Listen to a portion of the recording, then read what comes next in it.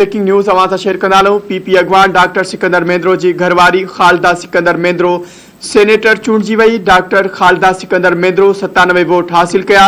PP अगवान और senator doctor Sikandar मेंद्रो जी जे लाड़ाने बाद senate की सीट खाली थी हुई। खबर के हवाले से अवां के एक बार ॿीहर आगाह कंदा या ब्रेकिंग न्यूज़ नाज़रीन अवां सां शेयर कंदा। पीपी अगवान डॉक्टर सिकंदर मेंद्रो जी घरवारी खालदा सिकंदर मेंद्रो सेनेटर चूंडजी वही।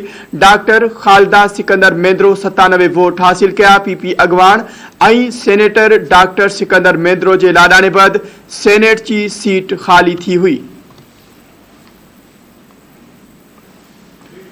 खबर के हवाले से अवां के आगाह कंदा पीपी अगवान डॉक्टर सिकंदर मेंद्रो जी घरवारी खालदा सिकंदर मेंद्रो सेनेटर चूंडजी वही। डॉक्टर खालदा सिकंदर मेंद्रो 97 वोट हासिल किया। पीपी अगवान और सेनेटर डॉक्टर सिकंदर मेंद्रो के लाड़ाने बाद सेनेट की सीट खाली थी हुई। तफसील मालूम कंदासीं। धरती टीवी कराची जो रिपोर्टर शबीर लाशारी असां सां लाइन ते मौजूद है।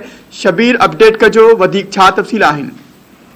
जी बिल्कुल मंजर पीपी अगवान और पीपी सेनेटर डॉक्टर सिकंदर मेंद्रो के लाड़ाने बाद सेनेट की खाली चल सीट से अज सिंध असेंबली में जगह पोलिंग थी है। उन पोलिंग दौरान डॉक्टर सिकंदर मेंद्रो की बेवा खालदा सिकंदर मेंद्रो 97 वोट खी सेनेटर चूंडजी वही है।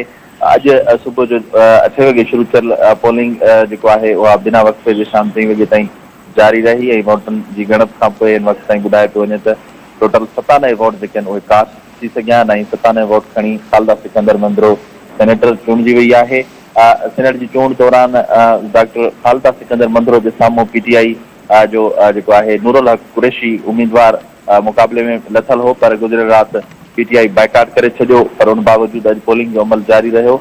पोलिंग दौरान पीटीआई के 3 बागी मेंबरन या फ्री वेल मेंबरन पिण वोट कास्ट किया है, जिनमें जो है असलम अबड़ो और कराची में चूंडजी पीटीआई एमपी करीम बख्श गब्बोल और शहरयार खान शर्फ वोट कास्ट किया। उनके अलावा पाकिस्तान पीपल्स पार्टी के 5 मेंबरन जो है वोट कास्ट न किया है, वोट कास्ट न कर सघिया। उनमें पीपीएमपीए शर्मिला फारूकी, उनके अलावा एजाज शाह शिराजी, डॉक्टर अजरा पेथियो, इस्माइल राहू और अली नवाज खान महर शामिल हैं, जो वोट कास्ट न कर सघिया।